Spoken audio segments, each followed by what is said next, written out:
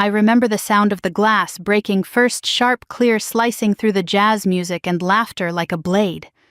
Everyone turned for a second, curious, then went back to their wine and small talk. Only I knew what I had seen.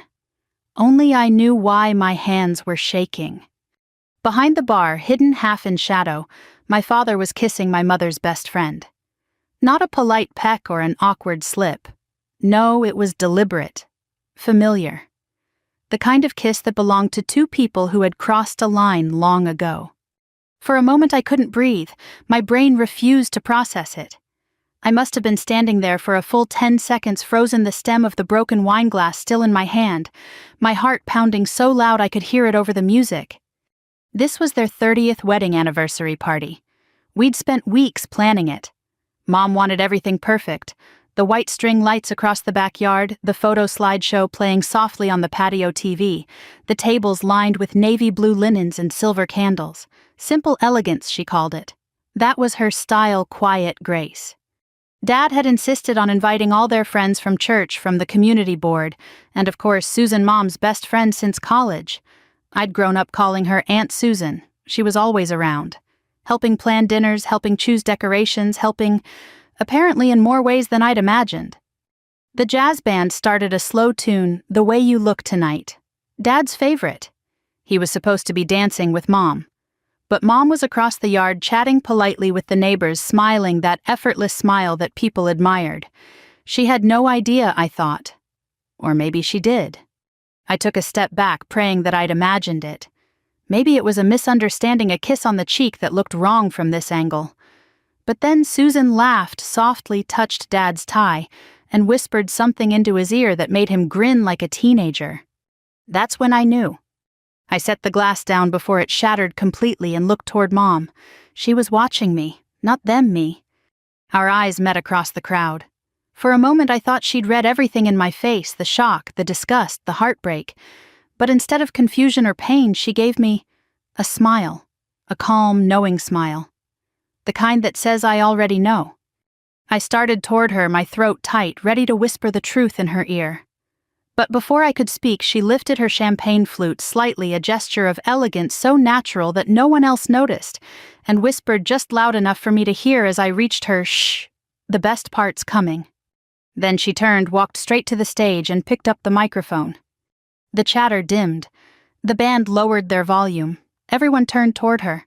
My heart pounded again, but this time it wasn't from shock. It was from anticipation and maybe a little fear.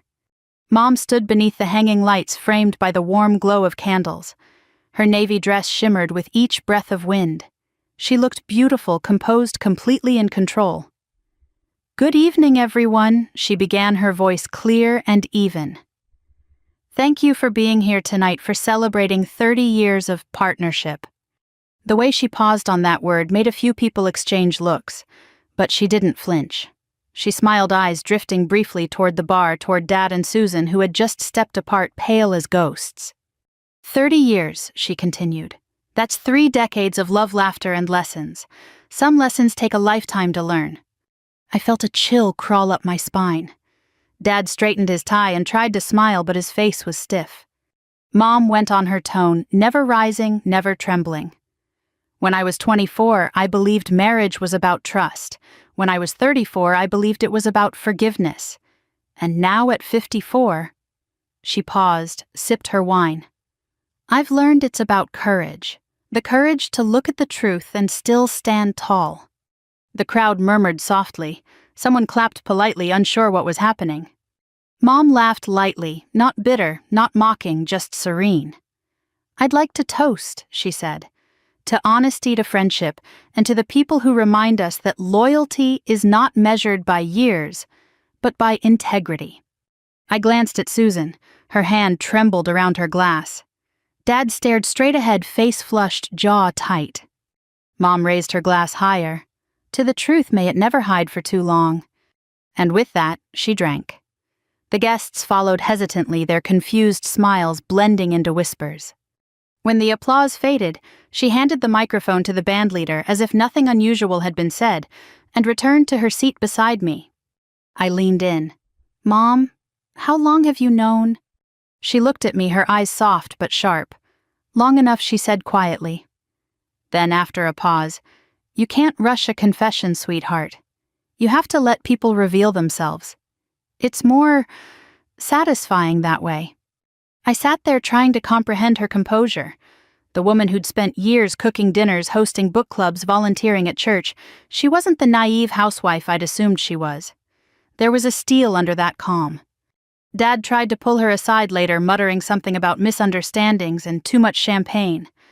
Mom just smiled, patted his hand, and said, "Relax, dear. The best part's still coming." That line echoed in my head all night. I didn't yet know what she meant.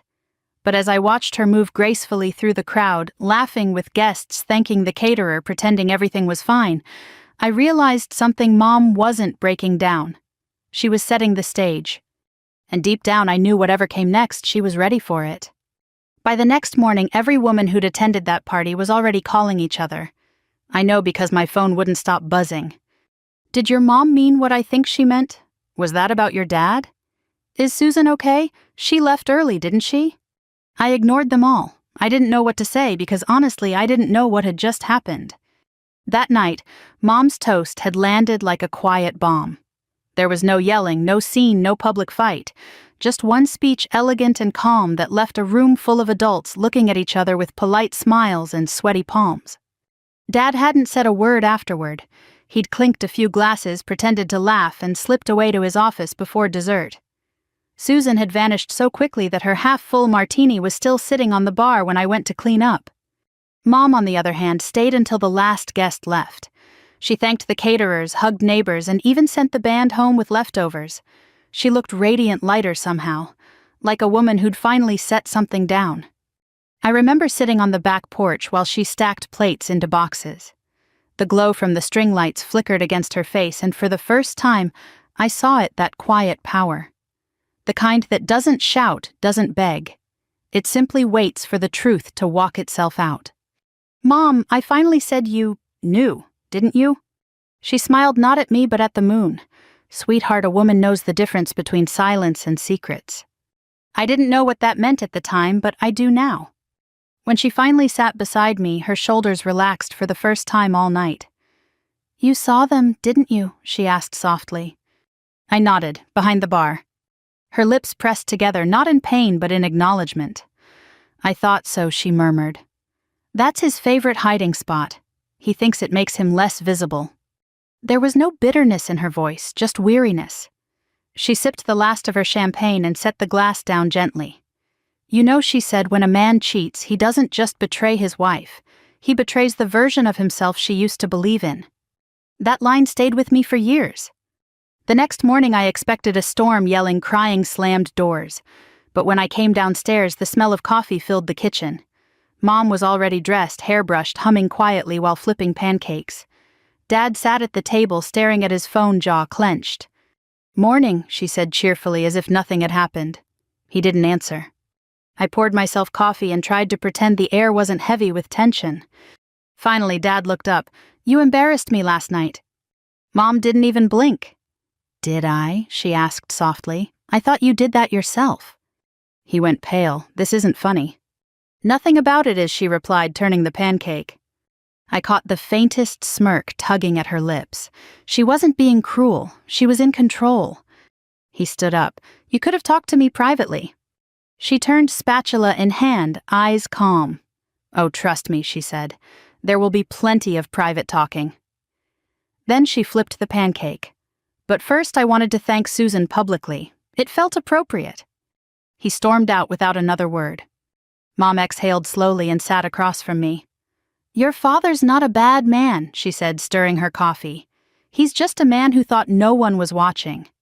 "Are you going to divorce him?" I asked. Her smile returned, soft and strange. "Maybe, maybe not. Let's see what he does next." It struck me then she wasn't driven by revenge. She was waiting for truth to show its full face. And somehow I respected that more than anger. Later that day, Mom went out, said she had errands. She came home with 2 envelopes and a look of quiet determination. When I asked, she only said paperwork. That night, Dad pretended everything was fine. He poured himself whiskey, watched baseball, and didn't mention the party once. But the tension in the house felt like a balloon about to burst. Around 10 p.m., I went to say goodnight. I heard his office door slightly ajar. He was on the phone whispering. "She doesn't suspect anything," he said. "We'll talk tomorrow, same place." My stomach turned. I didn't know who he was talking to, but I could guess. When I told Mom the next morning, she didn't react. She just said, "That's perfect."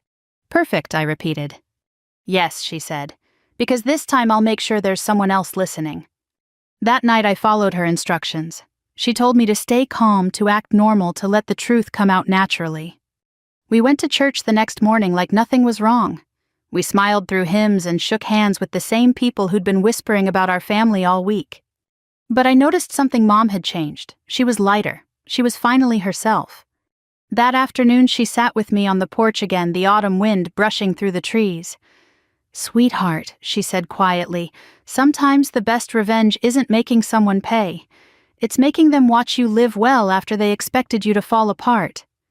I didn't understand it fully then. I just nodded. That evening, while Dad took another work call, Mom began packing up her jewelry, old letters, and photos.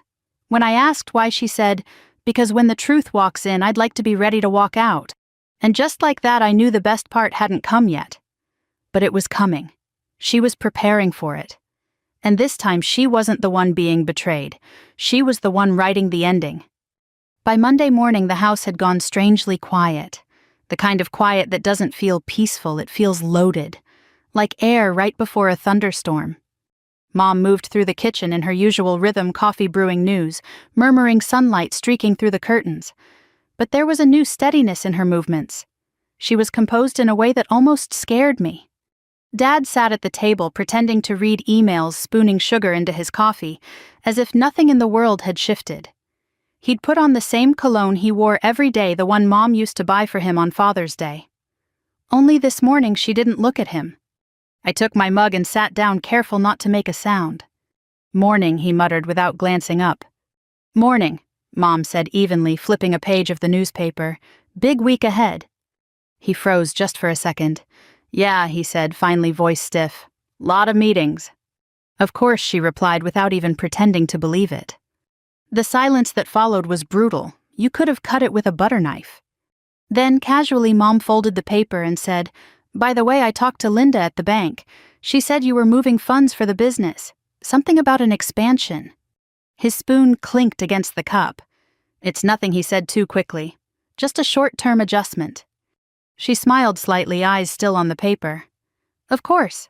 Short-term adjustments have a way of turning permanent when no one's paying attention." I bit the inside of my cheek to keep from gasping. Mom had just drawn blood with perfect politeness. Dad stood abruptly, grabbed his jacket, and said, "I'll be late tonight." Mom looked up, her face calm, but her eyes razor sharp. "That's fine," she said. "Take your time. You always do." He left without another word. The front door closed with a dull thud. When I turned to her, she was already smiling faintly. "He's going to meet her," she said softly, as if announcing the weather. I swallowed hard. "Mom, are you sure you want to?"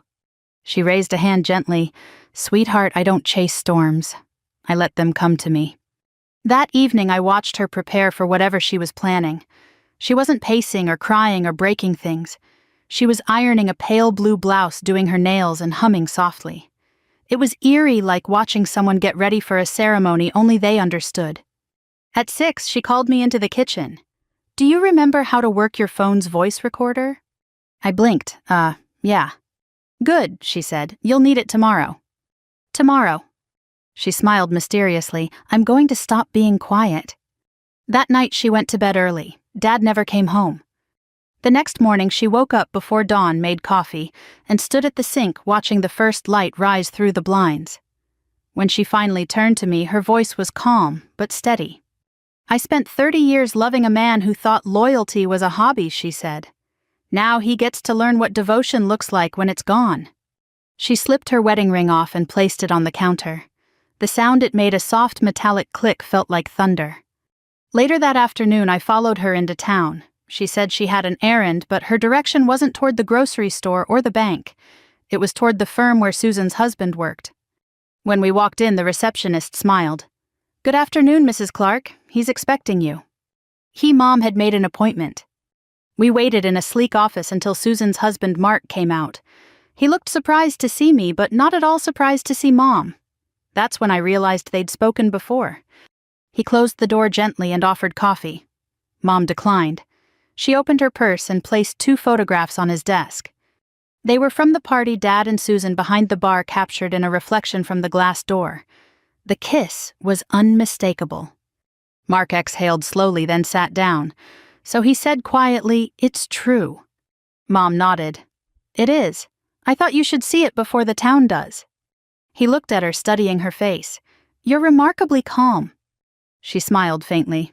"I find calm works better than chaos." Besides, she said, sliding him a small USB drive, "You'll want to hear what's on this."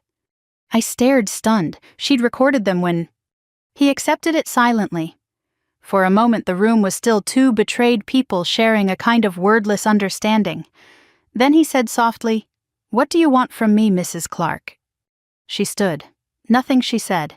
"But when the truth comes out, I want you to know it wasn't my storm. I just stopped holding the umbrella." We left the office without another word. That night, Mom cooked dinner like it was any other Tuesday. Dad came home around 9, smelling of cheap perfume and guilt. He tried to kiss her cheek. She turned her face away politely, as if avoiding a sneeze. "Long day?" she asked mildly. He nodded. Meetings ran late. "Of course," she said. "How's Susan?" His fork froze halfway to his mouth. "What?" I said. She repeated, "How's Susan? You know, your business consultant, your friend, your mistake." He dropped the fork. "You've lost your mind." "No," she said softly. "I've just stopped pretending." The room was silent except for the clock ticking over the fridge. Then she leaned forward slightly, her voice low. "You should get some rest, dear. Tomorrow's going to be a long day." When he went upstairs, she turned to me and said almost cheerfully, "Would you mind picking up donuts in the morning? I think we'll have company." I didn't ask who. I didn't have to. She already knew. That was the night I realized my mother didn't plan revenge like other people. She planned closure. The next day didn't feel like morning.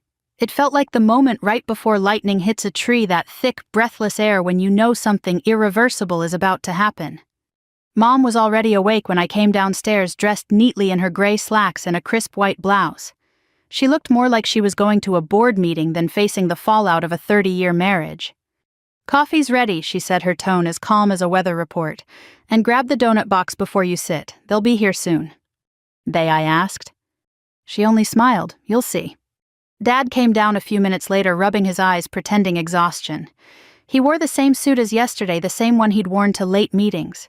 His tie was wrinkled. His guilt not so much. "Morning," he said flatly. Mom looked up from her tablet. "Morning. Sleep well?" "Not really." "I imagine not." He poured coffee, not looking at her. The silence that followed felt like 2 people sitting at the edge of a cliff, both pretending they weren't the ones who dug it. Then came the knock on the door. Dad flinched. I swear I saw it, a quick nervous twitch across his shoulders. Mom set down her cup, smoothed her blouse, and said, "Perfect timing." When she opened the door, Mark, Susan's husband, stood there. In a dark suit, holding a briefcase. He looked rested, polished, dangerous in that quiet lawyer way. "Morning, Mrs. Clark," he said, "as discussed." Dad's mug hit the table hard enough to spill coffee across the wood. "What the hell is this?" he demanded. Mom's smile didn't waver. "Mark and I have some paperwork to go over. I thought it'd be easier to do it here." "Paperwork, you went to him." She turned her eyes soft but firm. "Oh, don't sound surprised. You went to his wife." For a full 5 seconds, no one breathed. Then she gestured politely. "Sit down, both of you."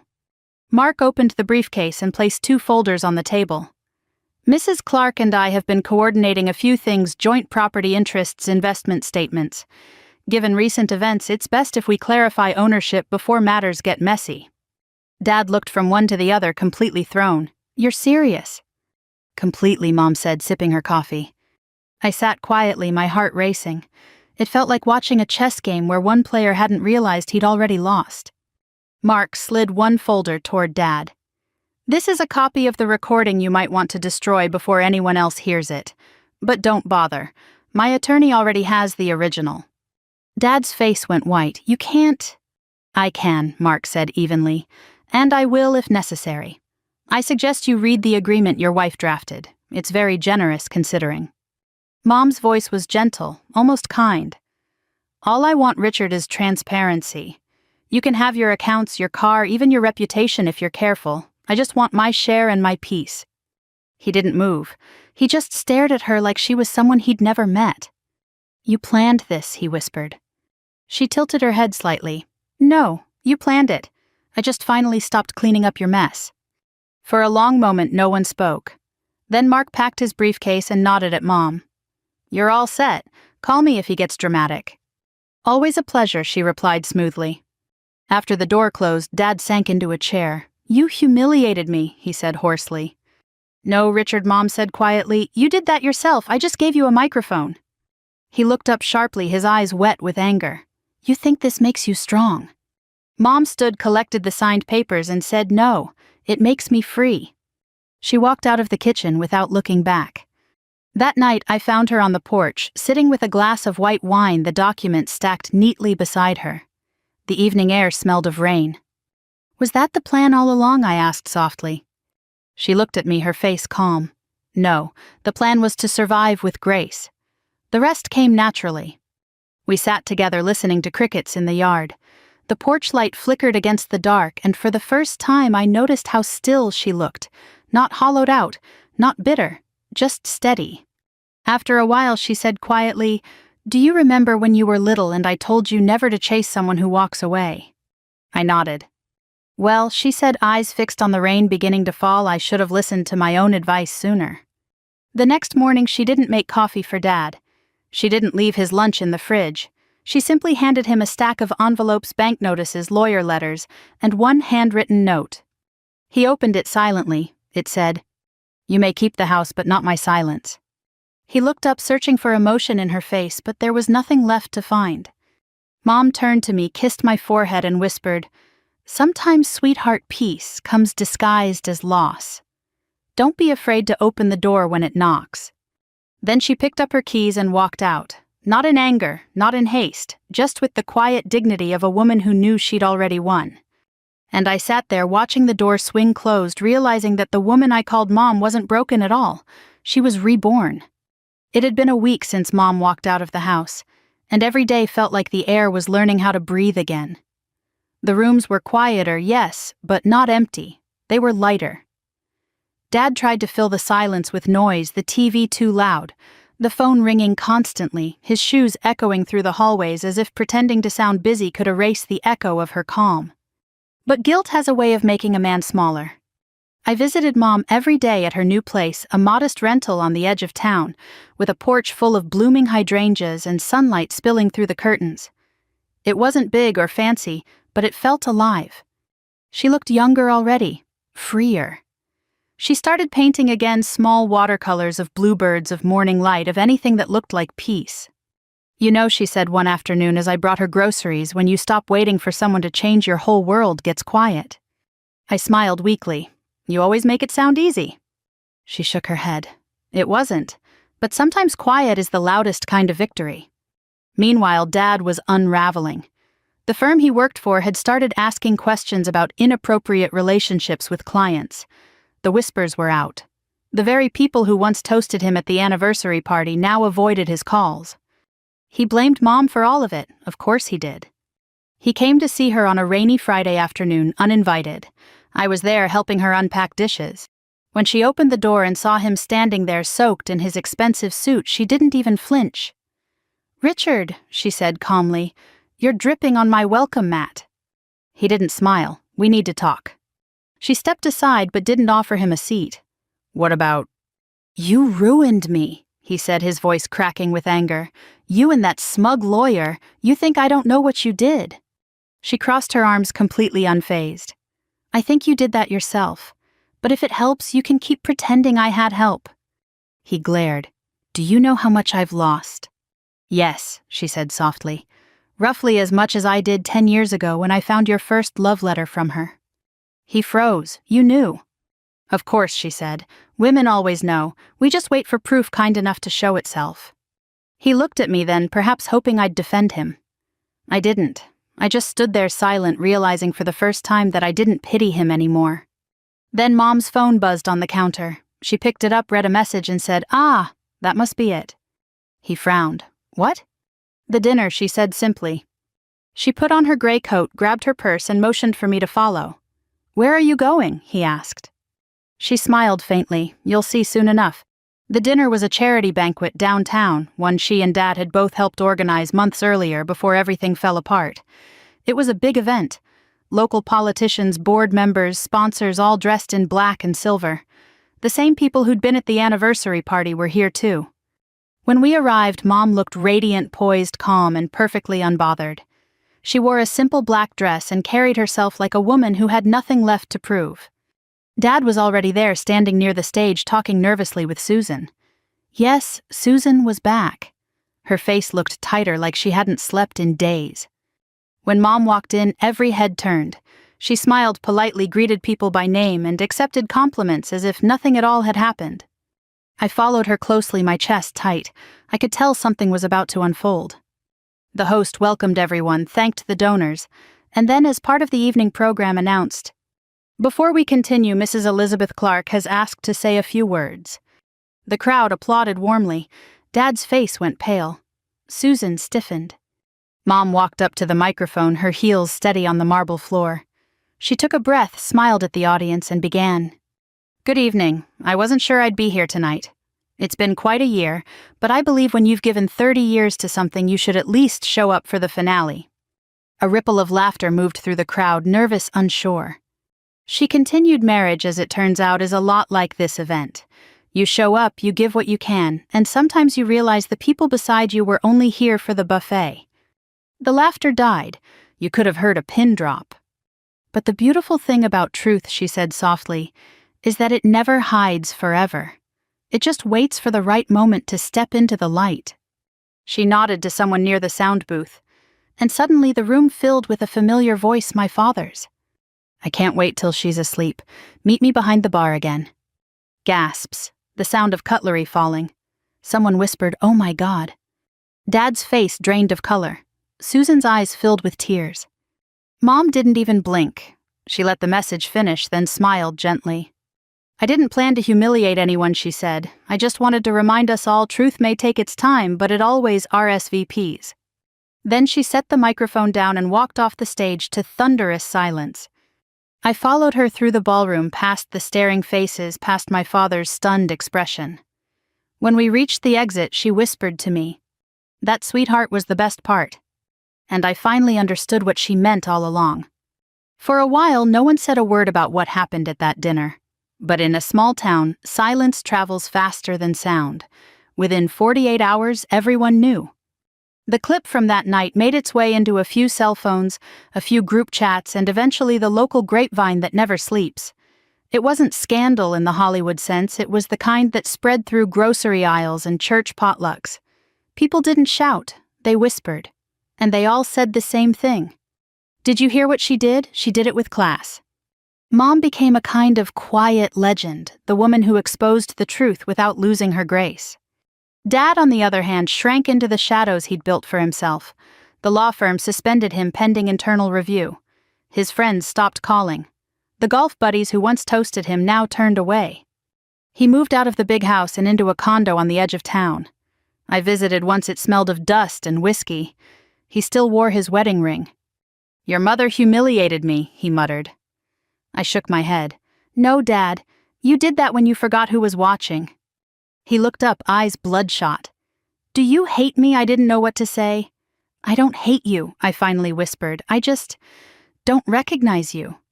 Mom never said a cruel word about him in public. When people asked, she simply said, "We're both learning different kinds of peace." That was her way. Never petty, never vengeful, just finished. She kept busy. She volunteered at the community center, started teaching watercolor classes for retired teachers, and donated part of her settlement to a local women's scholarship fund. When I dropped by one evening, she was sitting on the porch, surrounded by her paintings, soft blues, gentle pinks, scenes of calm water and light. "Mom," I said, "how do you stay so calm after everything?" She smiled, eyes tracing the horizon. "Because anger ages you, sweetheart, but peace keeps you young." I laughed softly. "You sound like a preacher." She shrugged. Maybe I'm just someone who finally stopped living for applause. Later that week, I helped her box up old photos from the house. We found one of her and Dad on their wedding day, 2 kids barely older than I am now, smiling like the world would always be kind. She stared at it for a long time, then placed it carefully in a folder labeled, "What Was?" "He wasn't all bad," she said quietly. "Just human. I forgave him a long time ago, he just didn't know it yet." That Sunday, Dad showed up unannounced. I answered the door. He looked thinner, older, his pride worn down to something fragile. "Is she home?" he asked. Mom appeared behind me holding a towel. She'd been painting again. "Hello, Richard," she said gently. He cleared his throat. "I wanted to apologize. I don't expect forgiveness.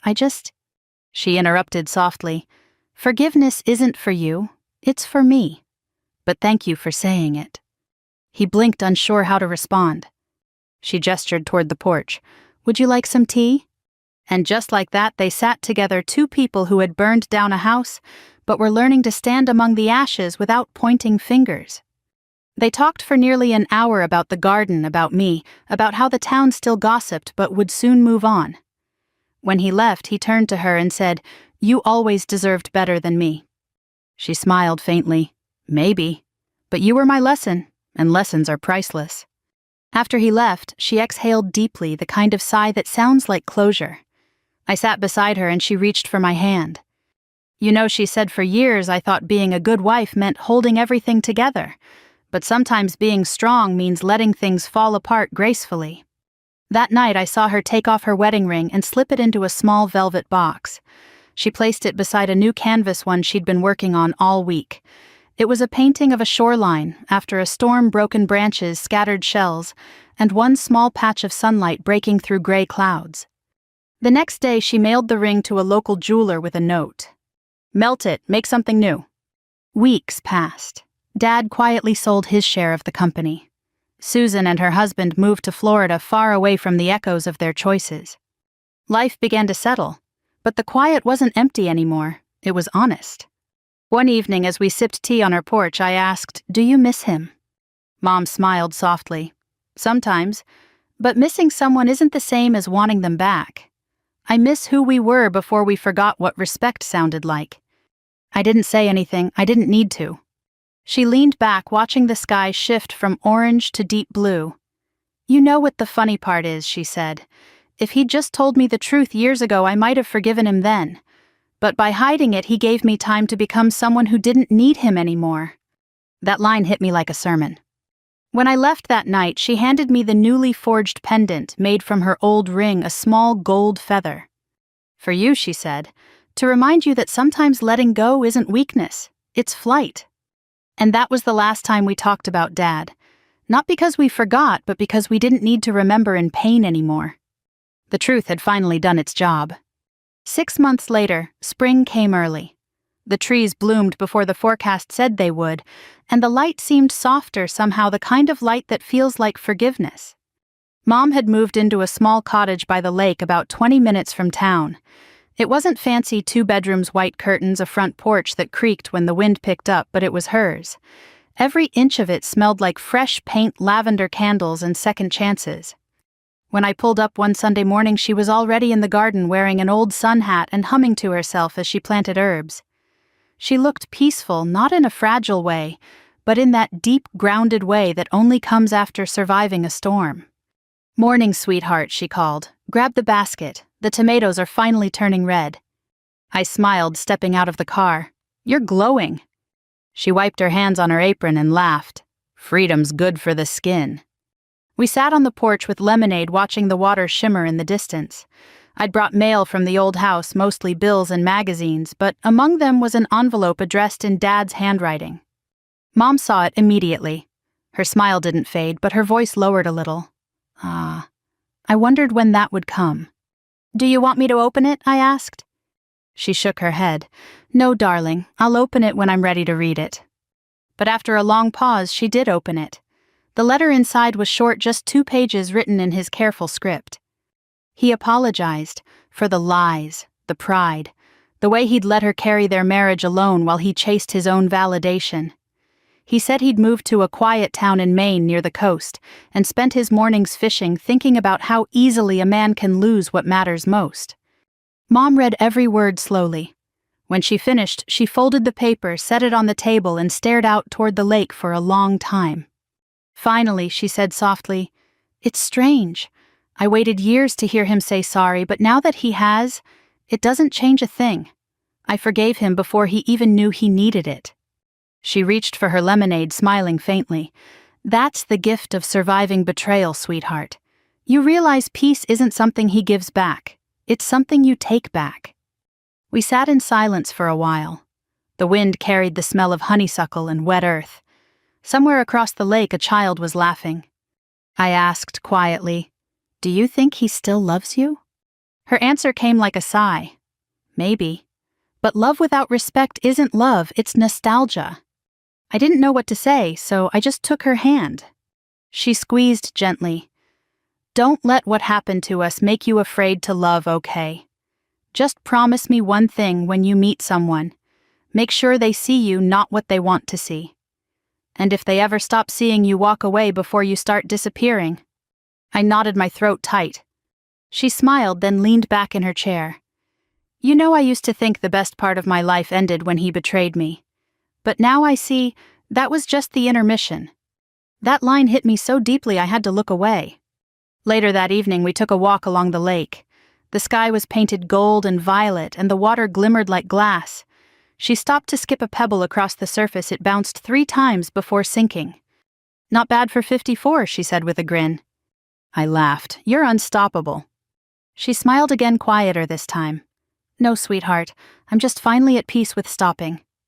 When we got back to the cottage, she hung her old wedding photo on the wall, not in bitterness, but as a reminder of everything she'd learned. Under it, she placed the small gold feather pendant, the one forged from her wedding ring. I looked at it and said, "It's beautiful." She nodded. "It's lighter now." That night before I left, she hugged me tightly, the kind of hug that feels like a promise. "Tell your story someday," she whispered. "Not for revenge, for understanding. People need to know that endings don't have to destroy you. Sometimes they build you." I promised I would. Driving home, I couldn't stop replaying that moment, the anniversary, the microphone, the calm in her eyes as she whispered, "Shh, the best part's coming." Back then, I thought she meant the reveal, the truth, the scandal. Now I know she meant this, the peace, the healing, the quiet dignity that comes when you finally stop fighting for someone else's reflection and start honoring your own. If you're listening to this and you've ever been betrayed, lied to, or made to feel small, remember you can lose everything except your honor. And when you hold on to that, the rest will rebuild itself in time. Because the best part is always still coming. So take a breath, hold your head high, and if this story touched you, share it with someone who needs to remember what grace looks like when it finally wins.